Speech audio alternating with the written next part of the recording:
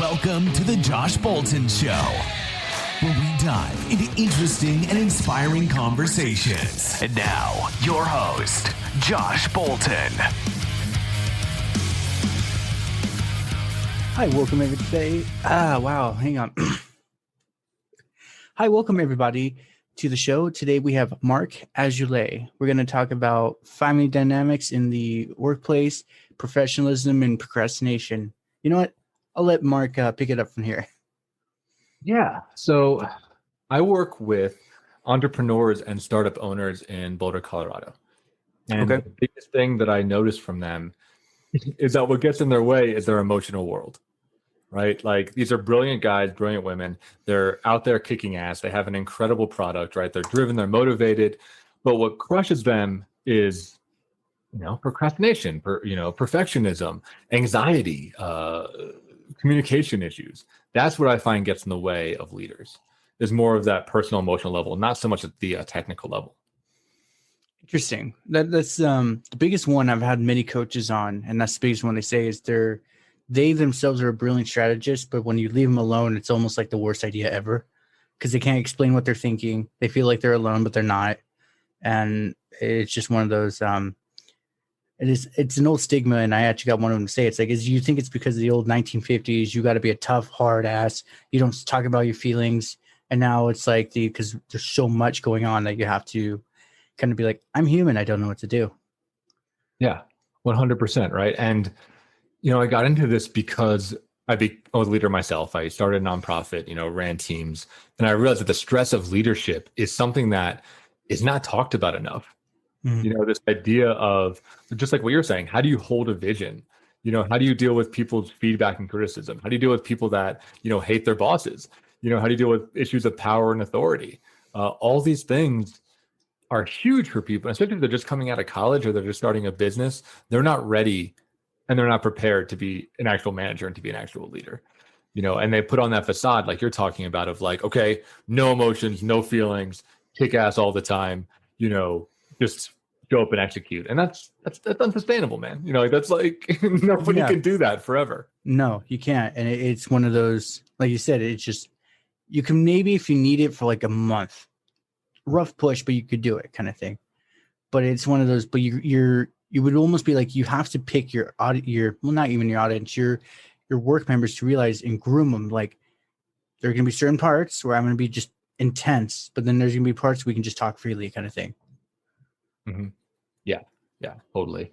And I see that, as far as developing a culture is where my mind goes when you talk about that, of what kind of workplace do you want to have? And, back to my startup work, a lot of the startups do have that intense culture, which you're talking about, of show no weakness, always be pushing values, always be pushing productivity. A lot of startups have this idea where they're going to save the world, right? Like, their product is the thing that's going to change the world, or going to save the world, or going to, disrupt the industry, is stuff that gets thrown around a lot. And while that's exciting, it's completely unsustainable. Right. Like, people want to be on this heroic mission. But that often removes the ability for them to talk about insecurities or talk about fears or talk about when they're not feeling 100% because they feel like they're being pushed to always perform and to have a lot of spotlight on them.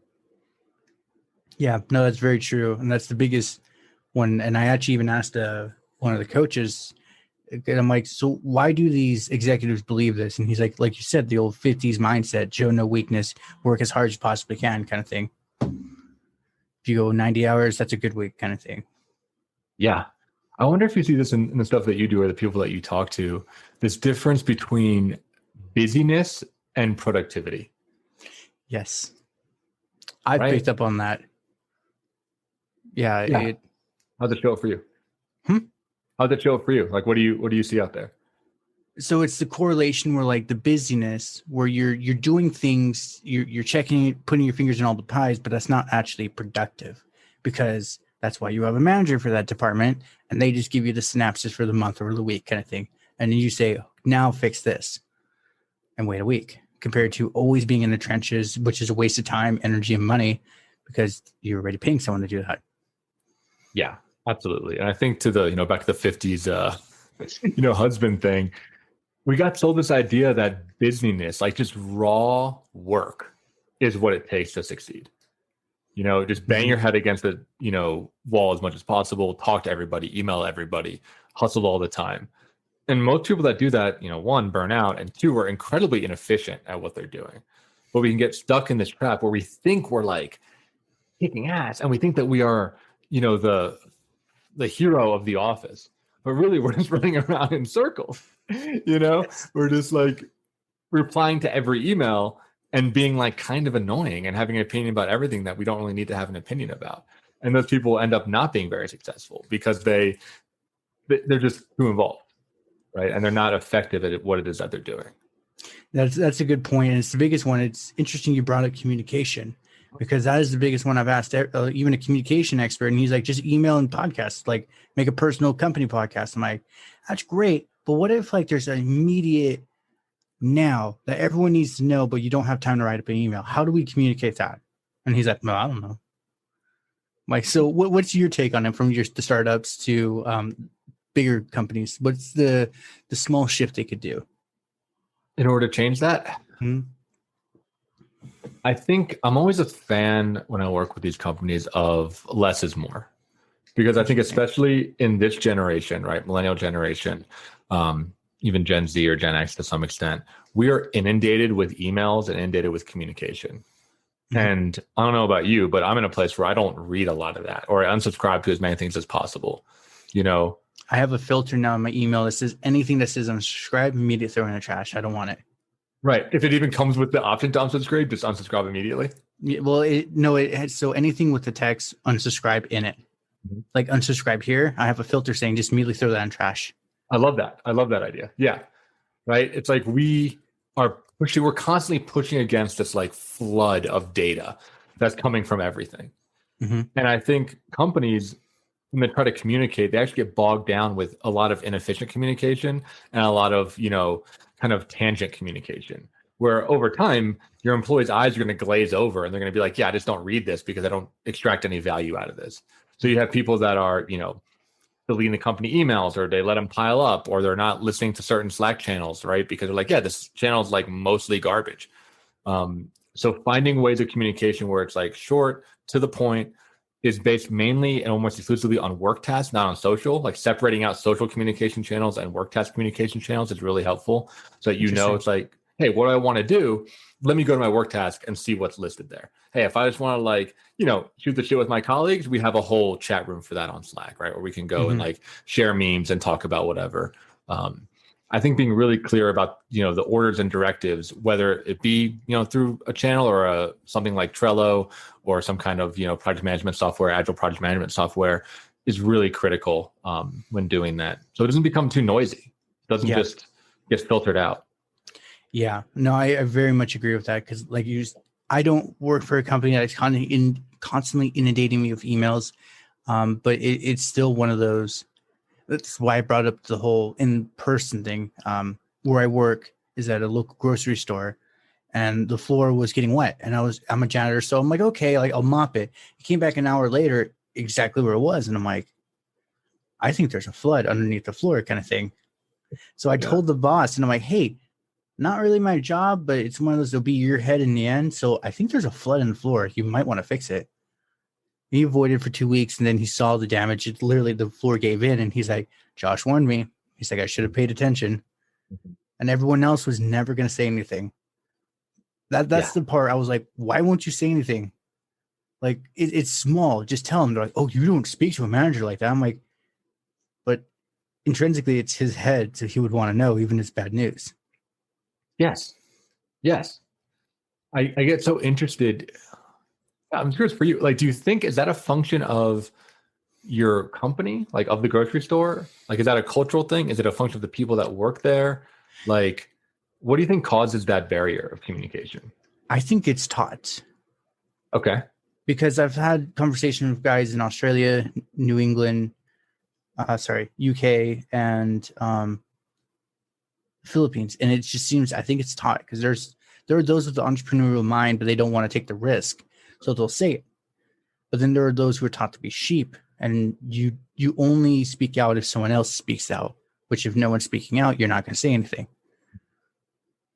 Yeah. So this is the stuff that I get interested in. We talked before the podcast very briefly about family dynamics, and this is part of it, right? Because you're talking about authority structures of, what did you learn as a kid or through your culture about how you interact with authority, right? How you interact with your parents, how do you interact with teachers, how do you interact with bosses, right? Like, is it dangerous to call them out? Does calling them out feel like criticizing, or bring something to their attention feel like criticizing, or feel like hurting them? Yeah, I think it's interesting.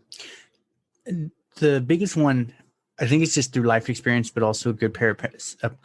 But like from my school, they were teaching something, and let's go with something simple like a fish is blue, but a fish is always red. And I just was like, wait, but you just said this fish is blue, but all fish are red. How is that possible? Wouldn't it be a purple fish? I got kicked out, and they're like, you can't ask questions. I'm like, but you just read from the textbook that kind of thing. Mm-hmm. So I think I've always been one willing to ask the questions. Many are too scared or just don't want to ask, kind of thing. That also is a bonus in my end. Yeah, well, and that's the entrepreneur mind. That sounds like you have, is the ability to ask questions, ability to, not disrespect authority, but subvert authority, right? And be like, hey, I'm just going to bring this to your attention and see like what's going on. The idea to like perceive flaws when they happen, in organizations. I'm similar to you, right? When I see something wrong in a company, I get the same thing. I get almost outraged where I'm like, why does no one else see this? Like, what is happening? Right. I don't want to be complicit in ignoring this massive problem that we have. And I'll tell you, in some of my jobs that served me well, I got promoted very quickly. And in some of them, in fact, probably most of them, I lost the job, right? The job was not a good fit, because that culture was built on a very rigid authority structure where you don't really question people, or where the managers there had their own, emotional and psychological insecurities where they would act out, right? They'd feel envious, or they would feel threatened, or they would feel insecure. And then they're going to figure out a reason to remove you from the job, right? Because they attribute those bad emotions to you. And also, especially being a middle management, you got the store and customers yelling at you, but you also have corporate who's not even in trenches anymore saying, why aren't your numbers up, kind of thing. So you're between literally a rock and a hard place. And it would need the emotional intelligence to realize this is too far out of my control. Just let it be. Unless literally everything's catching on fire, just got to keep going. Yeah, that's what I help people to do, right? Is to gain that emotional intelligence and to become better people, which lets them become better leaders and better business owners. Because again, I work mainly with startups and small businesses. And for teams that are that small, the business problems are the individual's problems, right? If the business is having trouble, generating sales, or it's having trouble, keeping client retention up, right? Keep people on the line, or is having massive turnover with people. And turns out all the people that turnover with tend to be women, right? If all these patterns that happen, they are a direct function of the person's emotional traumas and their emotional story. Because it's just you as the business leader living out your life, right? Like maybe you have some social anxiety. Maybe you have some transference where, the people remind you of your girlfriend. You don't want to be around them, right? Maybe you have trouble talking to older men and you don't want to respond to the emails because you're afraid. It's all this kind of deeper psychological level tends to come out in business. It comes out everywhere, but the guys that come to me come to in business first because they want to make more money. That's their original gripe, right? It's like, I want to make more money. I want to be more successful. And it's like, yeah, well, this problem, this is everywhere in your life. This is in your friend group. This is, in your relationship, in your family, in your community, right? Your inability to respond to emails is everywhere. Interesting. So can we go a little deep dive on me, how that would work, how you dissect an entrepreneur in that manner? Absolutely. Give me a case study. What you got? So for me, it's more reaching out to people to come on, kind of thing. Like like talking to you, other than I stammering before I hit the record button. I'm fairly confident talking to executives, very successful people. That doesn't bother me, but it's the initial asking. What would you think that stems from? So I want to learn more about it. I'll give you the full analysis, but okay. Let's walk you through it. So what happens? Is there a feeling that comes up? Is there a memory that comes up? Like, where does it break down? Can you describe it? Can you kind of zoom in with a microscope on that little point of resistance is what we would call it in the field, right? Emotional resistance to taking action. It actually might stem back from the same school, because that was the biggest one, is when I asked for help, everyone would laugh and point their fingers at me. So it was one of those, I guess maybe I associated with my mind that, just asking in general, because like sales, marketing, that part, I got it. That's that once the ball is rolling, it's fine. It's just getting it to go, which is asking that one question. Yeah, the initial approach. Mm-hmm. So if I'm hearing you correctly, is it fear of being judged, or fear of being rejected, or fear of being ignored? How would you put words to that? I do judge as the highest rank, and rejection a really close second. Okay. So tell me about judgment. How has judgment shown up in your life? It's one of those, you can probably see it. The audience won't see it. I'm a bigger guy. And I've always been a little bigger. And they would always make fun of me because everyone else is just like pretty much anorexic kids running around, and they're like this freaking bear in the corner. But the biggest one for me, actually, and this happened at a young age because my teeth grew in really quick, is that a little offset. Mm-hmm. And they would roast me for that. I've now gotten over it, but it's just still the initial, that scar is deep, and it's one of those, it's hard to pull it out kind of thing. So when I would ask questions as a kid, they're like, oh, he's crooked tooth. Don't talk to crooked tooth kind of thing. Yeah. I mean, thanks for sharing that. I was also bullied as a kid, right? For me, I was a Jewish kid with glasses, overweight, living in rural Maryland. So, where I grew up, right, the Confederate flag was cool. I think it's still cool. So I did not fit in. And I was like into like Dungeons and Dragons and World of Warcraft. So I just like, it did not work. So I got just blasted for that. Mm-hmm. But to go back to you, and I can speak from, some shared experience that we have, and from I've worked with clients that have been bullied for sure. You have this thing, right? I mean, okay, here's the best way I think about it. Think about like you're raising a puppy or you're raising a dog, right? Those initial years of training are so critical for that animal to grow. And if you've ever adopted a rescue animal that has, trauma, you can see how those patterns will perpetuate almost through its whole life. In fact, it gets much harder to correct something that happened earlier the longer you wait, because it gets reinforced, right? Mm-hmm. So as kids, we're also getting conditioned, and our lifespan is much longer than a dog. So our conditioning is pretty much like the first 18 years, right? Like public school system, essentially. So if you or, me, right, if we're getting this message all the time that, we have a crooked tooth, or that we're fat, or that we don't know how to speak, or whatever, that's constantly going in, and that's training us on an unconscious level about what the world is, right? Like literally what reality is and how things should be perceived. So to me, I mean, again, this is just like armchair psychology. If you were my client, we'd be talking a lot more about it, but this is just for the podcast. So armchair psychology would be something around, for you, literally opening your mouth, right? Like literally opening your mouth, having the crooked tooth, or having somebody listen to you talk or judge you for asking questions. That little fear response is going to be automatic, because it sounds like that was conditioned in you, where, probably not most of the time, but enough of the time you took that action, you got hit with a negative feeling, and those things got associated, right? Yes. And because we're humans, and what we do, the reason we've survived is that we have, we scan for danger, right? The reason humans are alive is because we're afraid of everything, right?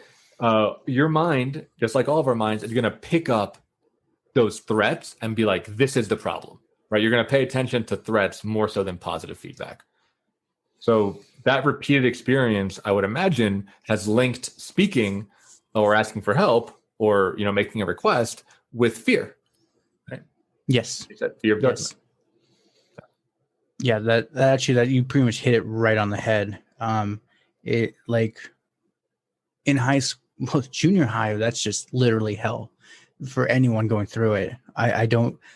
It's one of those, there was no playbook, there was no explaining anything. And essentially that's when it's one of those, I don't openly talk about it often, but I got bullied for a year straight by a rich kid. Parents are lawyers and all that. And essentially at a certain point, he pretty much said, go kill yourself, but kind of said in a joking manner, but I didn't notice the difference. So I tried. Being a big guy I am, it actually was just more I knocked myself out with a belt. But I tried taking my life, and it was just one of those because they're like, oh, you're a monster. Your teeth are disgusting. you're big, you're just a monster, you're just gonna hurt everyone. And I was conditioned to me, and there's residuals. I start realizing now as an adult, I'm like, okay, like that's one of those you can just kind of push it aside. You're not actually a monster kind of thing. But the winning part of this whole story is the kid decided the last day of school to confront me and fight me because they do martial arts. He's like, oh, you're martial arts. You don't know what you're doing. So he leans in to strike. I hit him in the eye. He gets a black eye for 3 days. Come to find out, his parents were lawyers specifically for assault and battery on children. Oh, God. And literally, the kid explained it to them and said, no, he's not the monster. You are. Oh, like, okay. And then they handed him the steak and said, for his eye, and they're like, don't wipe your ass with that. You're eating it tonight. So, but yeah, that's like the silver lining of it all is that's good. Is it did work out, but it was just one of those. It actually, one of the guys that didn't even like me had to come over like, hey, so their parents are X, Y, and Z. They want to talk to you, but here's what they said to us.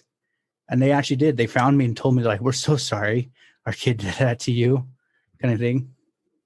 That's some real redemption. That's like, it sounds like you really got some closure around that. Mm-hmm. And that's kind of the seated, the entrepreneur. It's like, well, I knew I was right this whole time. I just had to deal with it, kind of thing. And then it will come full circle. And that's where it was just junior high was personally the most darkest for anything. It's the worst, right? It really is.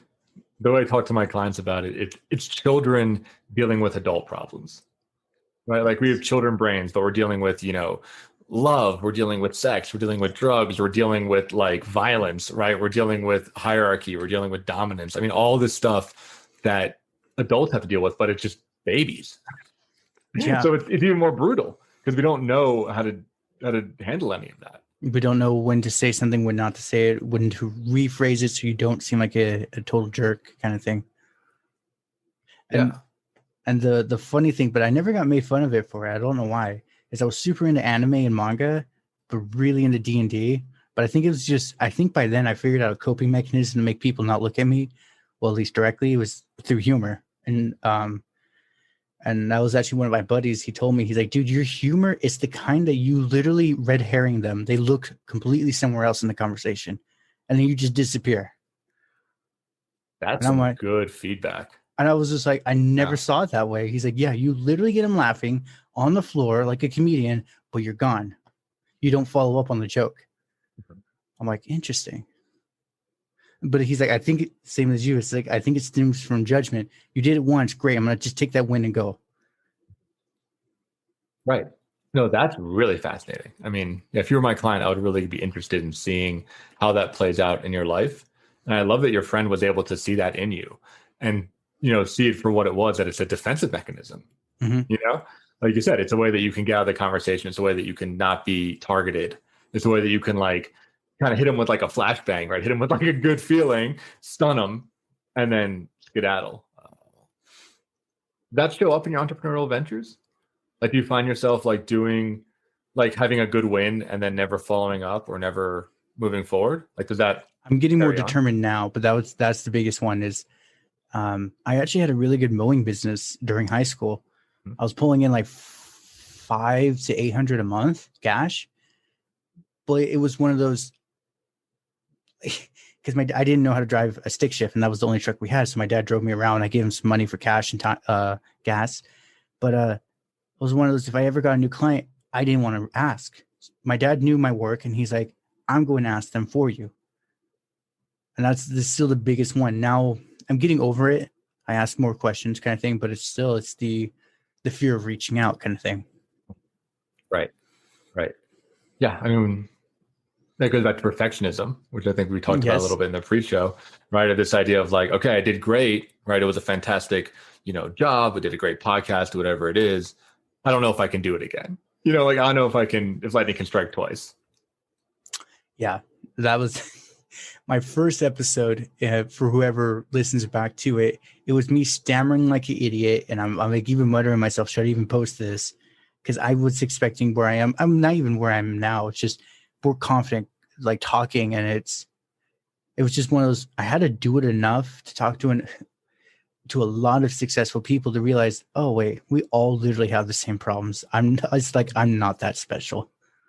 That's right. Yeah, everyone has the same problems, right? And I think talking about it is a key differentiator, right? It's like if you can talk about it, then you can start to work on it, and it's not a secret.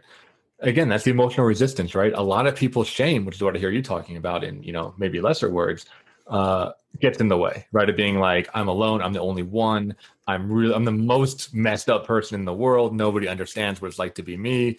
All of those are barriers to actually getting help. It is. And actually, that is the biggest one I realized I had to give up real quick, was just to ask help. Even if they laugh at you but they help you, that's better than trying to take on the demons by yourself. And that usually doesn't work. Yeah, it doesn't work. And what I tell, the guys I work with is that asking for help is the only way to accomplish great things. It is. Right? Because one person can do a lot, but it's just one person. Like anything that's really impressive is done with teams and done with, partnerships and done with relationship. Everything that we've done as humans that's incredible is done together. Mm-hmm. And learning how to help, learning how to collaborate, learning how to give and receive is so critical and unbelievably difficult. But it's unbelievably difficult for most people. It's the simplest task, but it's the hardest to execute. Yes. So then what would be some of the tips and tricks, without giving the keys to the kingdom away, for the entrepreneurs to do that, to just be more open and talk? Yeah. So I'll do kind of two things on this. I'll do the surface level and the deeper level, right? Okay. We'll start with the surface level. I think on the surface level, what I recommend my guys do is called test, not trust. That's kind of the catchphrase. Okay. Because a lot of guys, and I work mainly with men, that's why I'm saying guys a lot, is the reason they don't ask for help is that they are afraid they're going to be disappointed. Or maybe they have a history of being disappointed, right? They ask for help and they get rejected, they get judged, they get let down, the help sucks, right? There's different levels of disappointment, which if you go a level deeper is grief, right? Is loss, but we'll stick with disappointment for this conversation. Right. So what people tend to do is they tend to either never ask anybody for anything because they never want to feel disappointment, or they are overly dependent and then they continuously live in that disappointment. So the test, not trust, is to learn where people are in your circle of influence. So as an experiment, asking for little things to begin with, right? Level 1, hey, can you get me a pen or a piece of paper, right? Something like this. Something that's like minor, doesn't matter if it happens or not. You're just seeing like, hey, is this person trustworthy, right? Can I test? Does this help work? How's it feel for me? How's it feel for them? And then over time, escalating. But the most important thing is knowing when to stop. Because nobody, especially people that are not like, your spouse or your family or your best friends, most people are not 100% trustworthy, like because it's professional relationships. So the idea is really knowing how far and how close to keep people and be like, okay, this person can help me with these things. This person can help me with those things. I have these different levels of relationships in my life. And I find, as a coach, I'll have people actually write these down, rank them, create these interlocking circles, right? Of trust and communication. And I think that structure really helps them to know, okay, who can I ask to help with certain things, right? So that's one kind of surface level thing. The deeper level thing, which I think is actually more important, because you can't do any surface level coaching things if the deeper stuff isn't resolved, right? What I tell people is I had to be in therapy. I'm still in therapy, but I had to be in therapy for like 5 years before I could take advice, because I was so twisted up in my own head that advice wouldn't sink into me. I would just push it away. I'd be like, oh, you don't know me. Like, you think you're better than me? You think like, you think that like there's something wrong with me? Like, I had so much resistance to taking advice. I had to work through my deeper feelings around that. So interesting. I used to have that problem. What did it stem from for you, for that cause? Yeah, for me. So my mom almost exclusively. So when she would give me help, it would always come with a guilt trip. Right. So for instance, if she were to like buy me new shoes, she'd be like, hey, let's get you some new shoes because your current shoes look like garbage and I'm embarrassed to take you out and have people see what shoes you're wearing. Right. Or like, hey, like, do you want something to eat because you're like too skinny and you look like shit and you need to put meat on your bones. Right. Like everything came with this like immediate guilt trip around help. Would that be then the fear of rejection? Because I had a very almost identical situation. Yeah. I mean, for me, it was like, I guess the message I extracted from that is that I will only receive help if I'm broken or if I'm hurt or there's something wrong with me. And being, maybe similar to you, right? Being like a young man and being freaking angry, right? Like I was like, nothing is wrong with me. I don't need your help, right? I like pushed against that very strongly, right? And I didn't understand that help can come from a place of love, right? Or a place of synergy, or a place of like, hey man, like I care about you, like, hey, like let's do this thing together, right? I took help as like a personal insult, as like that they were judging me, right? Or they were saying that like I couldn't do it myself. And I was really, really invested in doing everything myself because I thought that would make me strong. So I thought that asking for help was weak, right? It was admitting weakness and admitting vulnerability. Interesting. Yeah. Like I was mentioning earlier, if we all walk a similar path, we're not that special, because I've had that exact one. It was truly out of love, and she cared for me, but it kind of was like the give and at the same time. Yeah. Yeah. And as a kid, right, we're going back to that kind of, young puppy metaphor. That's the message we get. Like we're getting this emotional experience of like dose of love, right? Dose of helping, which I think is true, right? But then a dose of guilt right afterwards. So those things are going to get rooted and like connected in our mind of like, it's very hard to separate love and guilt. So I had to do a lot of therapy to figure that out, and to feel through that. Yeah. Especially at a young kid, like the deeply rooted stuff. It's like well, shit. As an adult now, I'm like, man, I wish I could understand that way back then. But I've seen things and I'm older and my brain can process more. As a young kid, you literally like the moment you see a butterfly, you're like, kind of thing. Yeah, your brain is not fully developed. So these things get in a lot stronger, actually. Mm-hmm. And children pick up on emotions more so than adults, and they pick up on vibes more so than adults. So kids are way more attuned to like the tone, like of somebody's voice, or to their microfacial expressions. They actually don't really listen to the words that are coming out of their mouth because they can't comprehend them. But they can. Right. They're more about like how it's being said, not what's being said. Interesting. Yeah, that was my biggest like side thing, but I knew it even when it was happening. Is I was super attuned, and actually one of my guests made fun of me, but it was out of a place of critique and goodness. But I told him like I was so attuned, like your eye twitches a certain way. I knew you were agitated and you were going to somehow yell at me, kind of thing.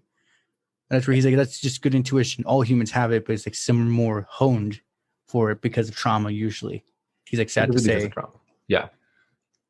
100%, typically because of trauma, because it's a survival mechanism. It is. And again, I mean, I don't think about your past, but if you had like, an angry parent or an explosive parent or a depressed parent, essentially people are going to try to read their parents very deeply in order to keep them happy, right? And to keep the house calm and to keep everything harmonious. And kids like really are good at that. They're really good at attaching to their parental figures, right? That's like where all their brain power is going for the first, like, whatever it is, 5, 6, 7 years of their life. I'd say up to at least 8 when they can like realize they're like, oh, wait, I am my own person now. Yeah. Yeah. That's interesting. Yeah. Like it's a running joke with me, my father, and my sister. Cause it's like, oh, we're super depressed, this and that. And, but now you say a depressed parent, that would make sense. As a young kid, I adored my father and my grandfather, and they were both super depressed kind of thing. And it was just one of those, now as an adult, I'm like, wow, you picked some winners, Josh. Well, I mean, depression is interesting, right? Because I don't know how much you've been around young children, but young children have every emotion, and they have every emotion very strongly. Yes. So if you have a kid that's having every emotion and the parental figure is not having any emotions, because depression is it's not sadness. It's actually just numbness, right? It's like nothingness. It's deadness. That kid is going to get really scared, quite frankly, because the kid's going to be like, I'm feeling all these things and you are not feeling anything. And that's really crazy. So what can happen is a lot of things, but maybe what happened with your family, again, armchair psychology, right? Take everything with a grain of salt. But like maybe what happened with your family was that you picked up some of the depression because you're like, oh, they're not responding to anything. I guess I'm not supposed to respond to anything either. So as a kid, the child can learn to bury their own emotions. And then that's how depression gets passed on. right? Like there is a genetic component and there's also this kind of nurture component, this modeling component that we see in the psychotherapy field. Yeah, I agree. Because like my uncle, his depression was so bad, he'd literally just lay on the floor for like 3 weeks. Yeah. And that's where we joke that we're broken and all that. But so during all that childhood, my backstory is again, out of love, there was no Google back then. They couldn't search anything. If they had it today, it'd be a different story. But essentially the school gave my parents an ultimatum: put your kid on Ritalin or we're kicking him out. And it was just one of those that it was the start. And then they put me on another drug. It's not dopamine, but it was like a D. It was for antidepressants or something. It was up there with Ritalin at that same time. Okay. And as a little 6-year-old, I gained like 80 pounds in 4 months. Oh. So, and it's only just recently my parents were like, yeah, it wasn't actually you. It was just the drugs we had to go through. We just didn't want to tell you. I'm like, shit, if you told me a long time ago, that would have helped a lot of things. But, and then there was, give or take a couple of years, I got on this regime of an anti-seizure medicine that had the byproduct of antidepressants. Then I had an actual mood number, which made my brain go even slower. And then I took legal speed to speed up everything. So I was just an emotional wreck. I didn't even know what the hell half the stuff I was doing. Hell of a cocktail, man. It was. And I was on it since I was 13, pretty much. And my new job, I had to go to him as a health guy. And he's like, you were on this since you were like 13, right? I'm like, yeah, pretty much. He's like, I am surprised your brain is still functioning. And I'm like, and it was just the way he said it. Do you remember the doorknob coming in? Because it was very unique, very delicate, very Victorian. But I looked at him like, no, I don't. And he's like, that's not normal. He's like, that's not normal at all. Even an ADHD person would at least remember the details of that doorknob. And I'm like, right there, I told him, all right, quit cold turkey. He's like, well, we can lean you off. I'm like, cold turkey, we'll figure it out from there. Did you do it? Did you quit cold turkey? Been 2.5 years clean now. Yeah, nice. And what are you noticing different? My brain actually fires at a reasonable rate. I can actually, like, I've now been teaching myself financial markets. Before, it was pre that day, I would never remember anything. I'd be mad, spin up in emotions, manic. Now it's like I can actually sit there and be like, okay, you're getting agitated, calm down, kind of thing. That's huge. It is. Huge. Like that level of emotional control is critical. It's going to serve you very well. And it's great you're able to get off of that and just get a sense of like what your mind is without those altering medications. And it was just the way he said it. He's like, this is, you're literally slowing your brain down. Then you're numbing all the receptors, and then you're taking speed to go faster. You're jacking it up. Yeah. And I'm like, when you put it like that, and it's super professional Indian man, but he said it like exactly like that. I'm like, okay, this professional Indian man who would never say anything derogatory is saying, you're being an idiot. Get off this shit. It's like, I better probably pay attention now. Okay. Yeah. So, yeah, I'd be curious. Have you ever done psychotherapy? Yes. Didn't end well for me, but yeah, I did it. What happened? I'm so curious. This is another reason why I don't like going to doctors or therapists. Yeah. Every time I go to a doctor, well, it used to be, now it might be different now, but like when I went in for just a checkup, I rolled my ankle at work just to check up, kind of see how I'm doing. The doctor saw the list of meds, freaked out, called security, and was going to throw me in an insane asylum. Really? Because she's like, you're taking the meds a clinically insane person has to take. You're not supposed to be here. And I just got up and walked out. I'm like, nope, I'm done. You're like, I'm not going to jail. Get me out of here. For being me. Yeah. And then literally it was another one, like a therapist. And essentially halfway through, because I'm very creative and my mind, especially on that stuff, that's the one thing I miss is how creative my mind was, but that it's not worth it. Because I would think of these crazy stories play out. I had like two worlds just running in my head at all times. And the therapist is like, that's not normal. You're crazy. Like, you're schizophrenic. We're putting you away.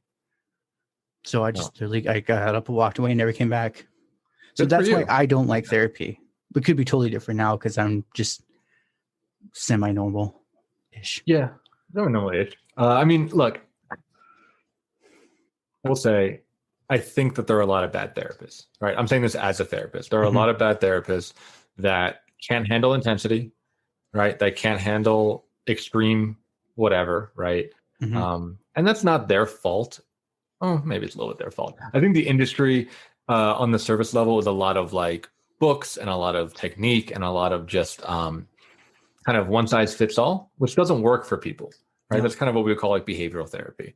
And then I think a lot of therapists, this is where I think they do have responsibility. They don't do their own work. So their own personal things come into the room, whether that be a fear or their own, family history, family dynamics, their own conditioning. All that stuff can really pollute a therapeutic relationship. So I'm saying that for you is you may have hit somebody who got triggered by you, who got overwhelmed, who maybe felt like they weren't capable of talking or working with you. And that's probably what I would take that personally. Yeah. Yeah. And as an adult now, I'm realizing, oh shit, like you're just literally a kooky kid that was super creative and like we don't know what to do with him. Yeah. Yeah. And I imagine if you were interested, you could find somebody now that would be able to tolerate that with a little bit more of a, do some more scouting, right? Or or be willing to listen to craziness, be like, okay, I think I'm picking up a pattern here. Like because you do this, it actually stems to this. So like keep telling me, I'm just gonna take note on that. Yeah, 100%. I mean, that's how I work, right? It's like as long as the person is not in danger of like hurting themselves or somebody else, like it's all good, right? I'm not here to like fix that, right? Or to like get rid of your creativity or to, tell you that you're too much, right? Like I'm here to just listen and try to understand patterns and try to read through the lines, right? I was thinking for you, man, I mean, like it would probably be helpful, whether it be through therapy or through other self-development work or spiritual practice or whatever your thing is to go back and grieve some of that childhood, And I can say for me, what that looked like, which looked like, a lot of crying, looked like a lot of writing letters. It looked like a lot of wandering in the woods and feeling my feelings. I was shut down not through pharmaceutical drugs, but through, illicit drugs, right? I smoked weed for most of my life. I was an opiate user. I did a ton of hallucinogens and I like really scrambled my brain, right? But what I was doing, and again, I don't know if this is your story, but my story was I was getting away from being sober and getting away from being in reality because my reality experience was so painful for me as a child that I wanted to escape through whatever means possible. And it started with, video games and big fantasy novels. And when that didn't work, it was weed. And when that didn't work, it was, heroin, right? And just kind of escalated then and there. And there is benefit to going back, talking about those memories now, especially that you have a clear head and letting yourself feel those feelings that you were so afraid of feeling back then, knowing that you're stronger now, right? You're more emotionally intelligent. You have better resources. You're safe. And that really does help to alleviate these conditioning things that you were talking to me about, right? The procrastination, the perfectionism, the fear, the fear of judgment, all that's rooted in the past. The only way to get over it is to go through it and to feel through it. And it's intense. It's like an emotionally intense journey, but it can change your life. So literally, well, other than the heavy stuff, I never got into the heavy stuff. That was my life as a kid, because how I worked, or like, oh, you're not supposed to drink till you're 21. Never drank. My grandfather gave me a sip of beer once because he was too far in, and he's like, here's your root beer kind of thing. I'm like, this does taste like root beer, it tastes like pee, and he's like, oh, that's mine, here, kind of thing. But that's funny because I would use video games as an escape. I would literally reject reality and just be like, I'm just gonna play this. Yeah, me too. And it was just one of those, at a certain point, it was the same buddy. He's like, dude, you used to be really bad at this, but you're actually like really good. You learn a little too quick kind of thing. He's like, are you sure you're okay? You're not trying to hide your feelings or anything? I'm like, I'm fine. Let's play Call of Duty. That friend's got your back. That friend like really is interested in your development. That's awesome. Yeah. We still chat because I work night shift. It's hard for me because he stays up till like 4 a.m. playing video games. So he sleeps till like 2 p.m, and that's when I need to go to bed. But it's the biggest thing. I mentioned him, like, dude, like, thanks. Like, because there was one point I had hair at my ass. I'm like, I'm going to join the army. They'll set me straight kind of thing. And he and his father, who normally don't try to interject, are like, Josh, you're going to go get yourself killed. Like, for us, just don't kill yourself kind of thing. Yeah. Like, you're going to be that dumbass that runs in the middle of a field, gets taken out, and then everyone else just screwed because now you're dead and they got to drag you back. And I'm like, little intervention on you. Yeah, they were like, we support all your ideas. Don't do that one. And I'm like, and that's the biggest one because I've talked to different military and they're like, yeah, you probably would have been that poor unfortunate soul that screwed up everything for the party kind of thing. Yeah, and that's like a little bit too high risk, I think. I think there are ways, if you want discipline, to find it in your life, whether through like different sports, weight training, right, CrossFit, adventure, backpacking, things like that, right? Like I think there's a lot of ways to get the like set yourself straight and to practice discipline that don't involve getting shot at. The biggest one is I recommend people martial arts. That's what this is in the cup. I've pretty much actually, I've been doing it since martial arts is great. It is, and because I used to teach and sell it to people, I just tell them like, you know what? I'm not going to even tell you that you're going to be a black belt. Do you want free therapy? You want a therapy lesson where you can actually punch people and get your emotions out? They're like, we can punch people when we're angry. Like, yes, we're in. That was my biggest sale because that's what I did. My instructor's like, you're angry? All right. There's a guy over there. He does fight. So if you punch him, expect to get punched back, but let your anger out on him.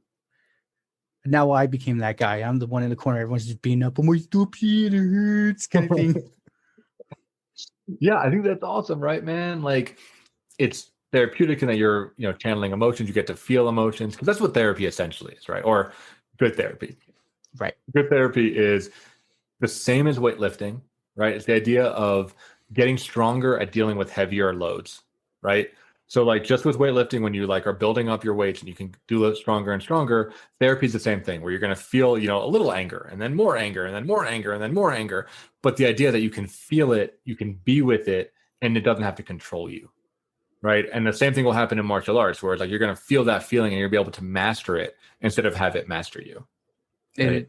Especially when you get hit hard across the chin and you did not expect it. And your gut reaction is to get angry. But if you do it enough, you could just get that shit-eating grin, and you're just like, all right, let's see if we can do that. We'll do that again kind of thing. Right.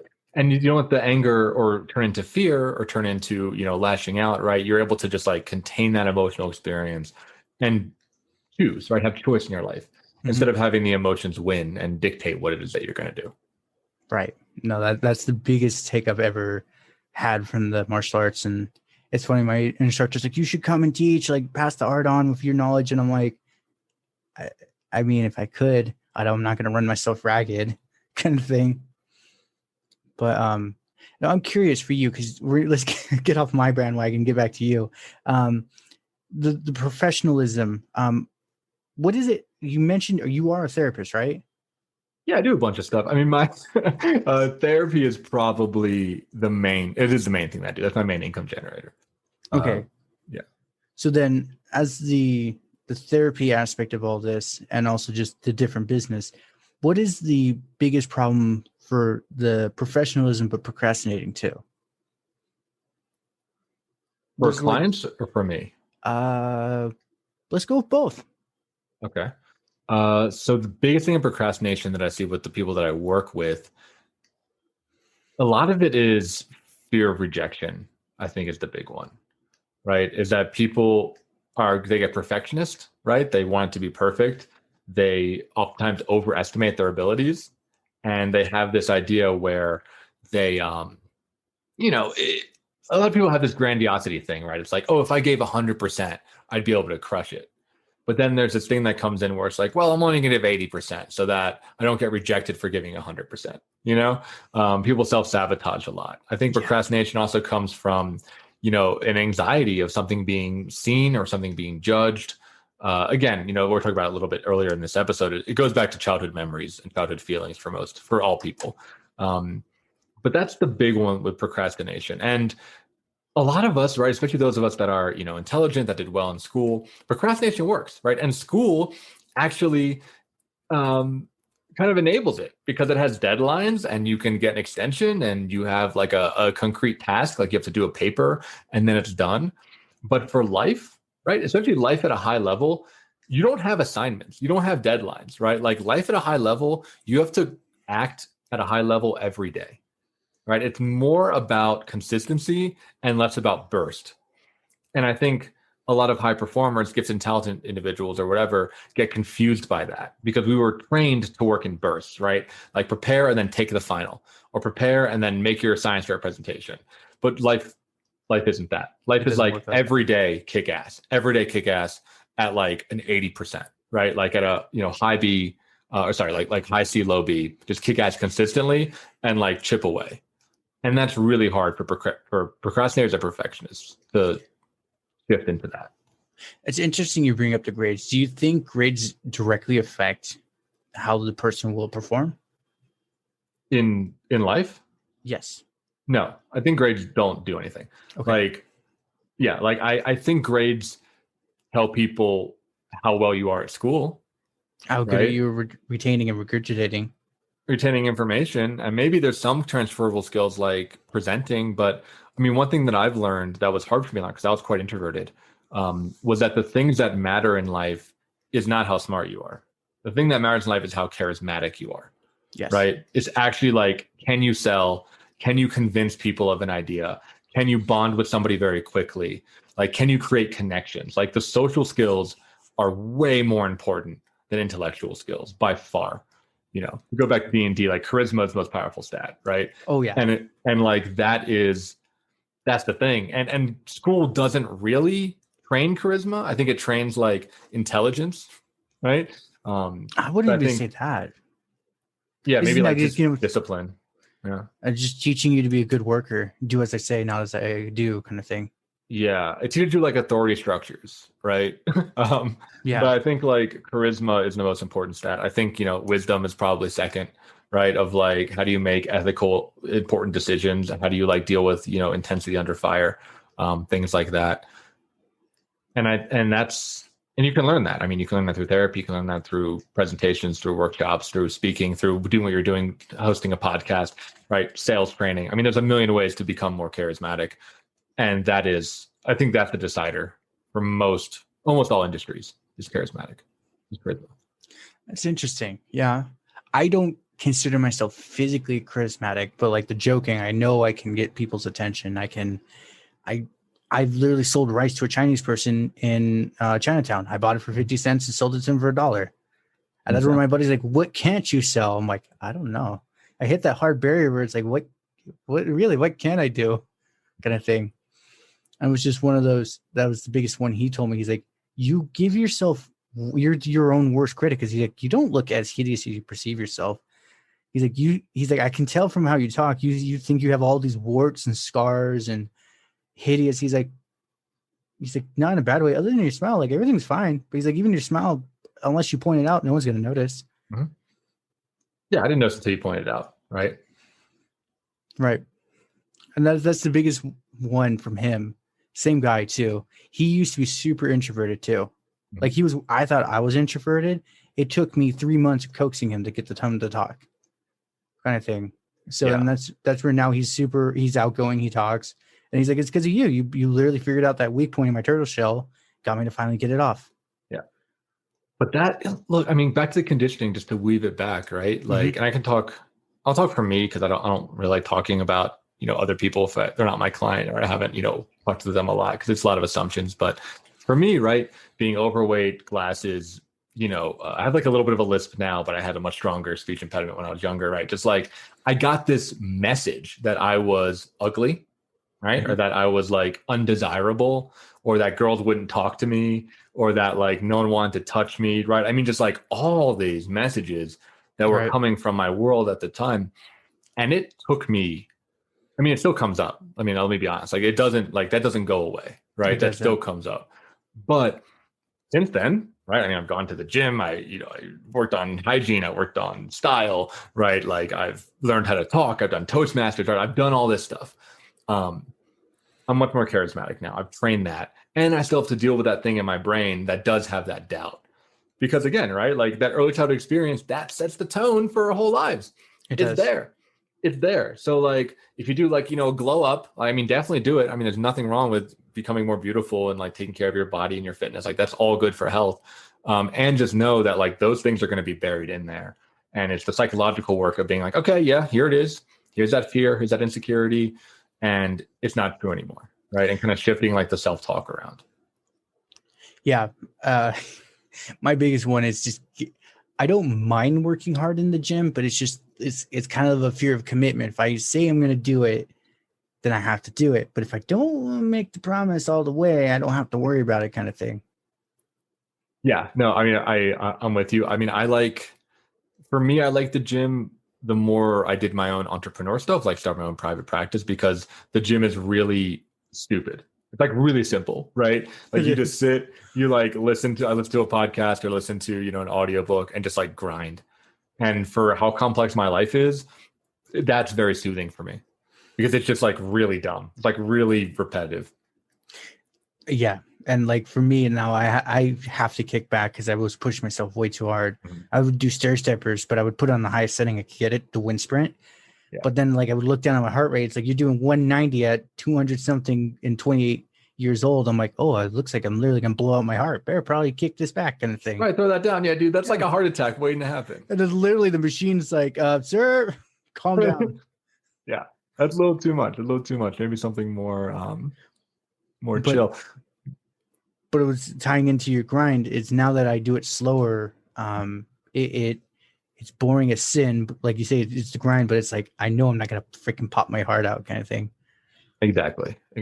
And yeah, like I said, there's something very soothing to me about the grind and knowing that it has, very quantifiable results, right? You get stronger, you look better, et cetera, et cetera, et cetera. It doesn't have to be the gym, man. I mean, it's like whatever, sports, dancing, yoga, like there's a million ways to move. Like I do a bunch of hiking, a bunch of backpacking, Oh, cool. I think just finding things that are physical, I think are really important. I think particularly for men too, because that helps us like kind of calm down our stress and get our aggression out. Martial arts, right? I mean, there's a million ways. Yeah.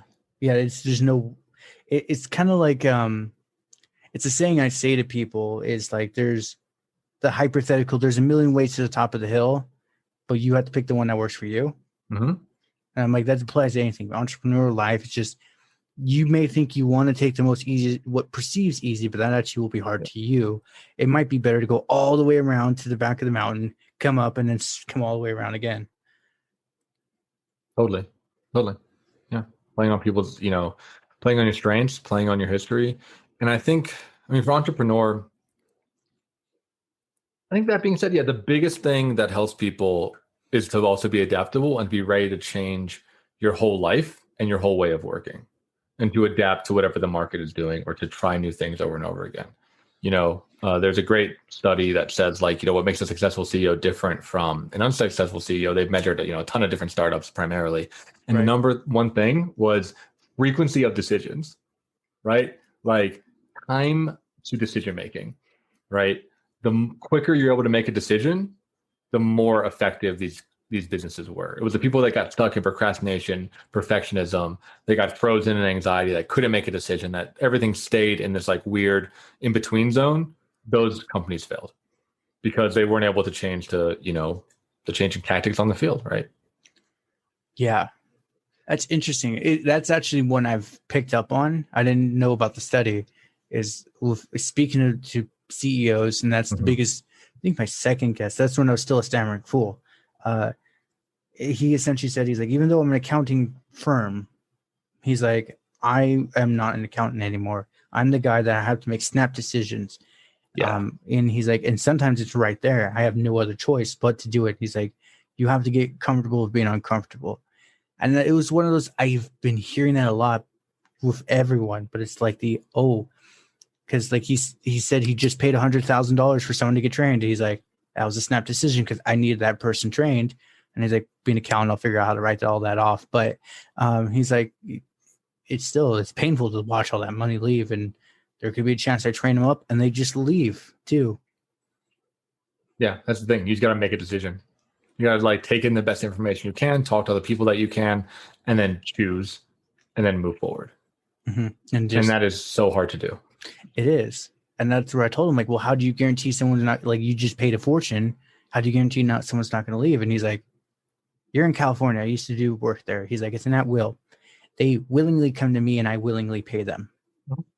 He's like, Texas is similar because that's where he moved for tax reasons. But he's like, Texas is similar, but it's one of those, there's no consequence. The employee doesn't have to show up and we don't have to give him a job the next day kind of thing. He's like, it's just, you have to, that's the uncontrollable, Josh. You don't even worry about that.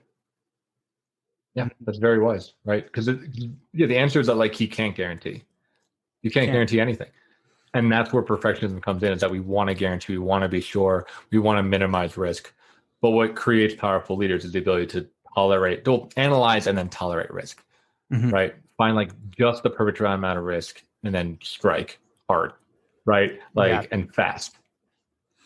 Yeah. And that was the biggest thing I took from that. And that's because that was after him. I think it was one other person I fell down talking to them, which was my judgment of fear kicking in.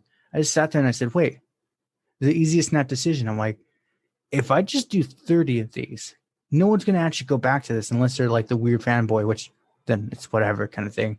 I'm like, just made the decision. I'm like, all right, I have to make 30 now. Like there is no going back. I've pulled the trigger. Now I'm double pulling it. I have to make 30.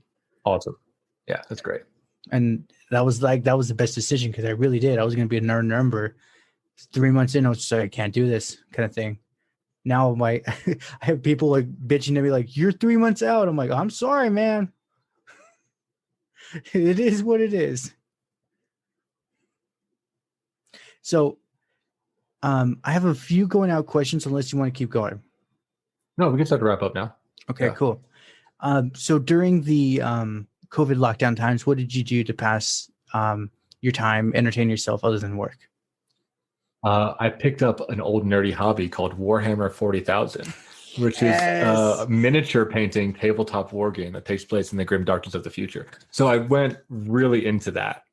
Wonderful. Which was great because it was something that wasn't screen-based, because my whole, life became screen-based, right? Mm-hmm. It was something that was creative, it was something that was calming. It has a whole community behind it. I hadn't played this game since I was like in high school, and now I like can learn stuff. I have money and I have skills. So it was kind of cool to like revisit something that I had no idea about when I was younger, and to do it with like an adult mind.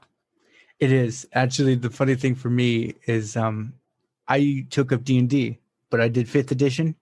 Mm-hmm. And it was just one of those funny thing with TikTok. They're all telling me all this cool shit. There's a way you can be a permanent golden dragon, by the way, in D&D 5th edition. Oh, hey, that's pretty cool. I was just all because of TikTok. I'm like, what the heck? I looked at my dad. All right, we're playing D&D again. I want to be a permanent golden dragon. But it was just one of those. That's where I was laughing, because I'm like, everyone else like, oh, I watched Netflix, this and that, and I love that you said I just went back to an old hobby. Yeah, it was great. It was great. I'm still doing it now.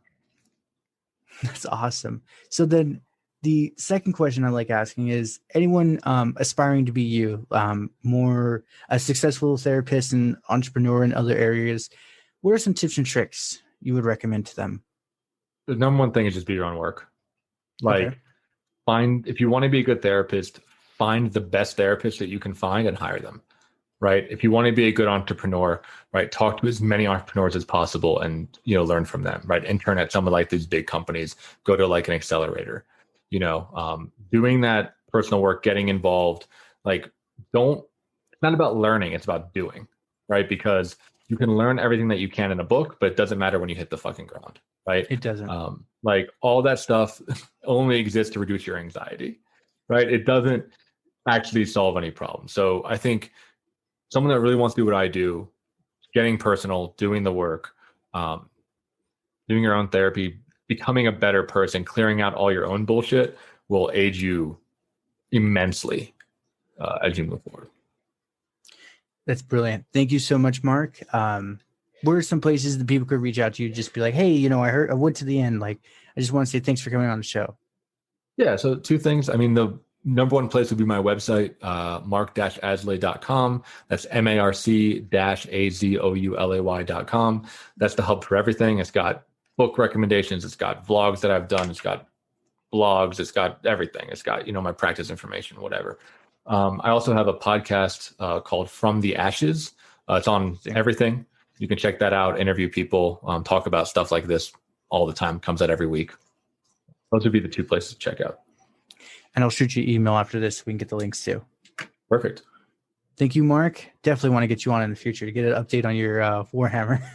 Oh, for sure. I can talk about Warhammer for the whole hour. If you want to do a Warhammer podcast, sign me up. Let's do it. I'm ready. All right. This is fun. Well, congratulations. You made it to the end. You're an awesome person. Not many make it here.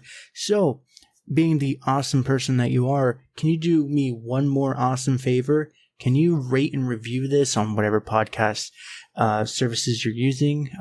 If you do it on Apple and you leave an actual written review, I have a thing on my website. I will take your written review and post it for all to see. Congratulations, you're permanently sealed on my site. Otherwise, I am trying to do YouTube more and live streaming. I will try to put as many of the YouTube links in the description of the show as I can. So give your boy some extra help over on YouTube. Watch my videos. I just mute it and change the channel, change the window or something. But yeah, that's it. Thank you for being awesome and see you next time.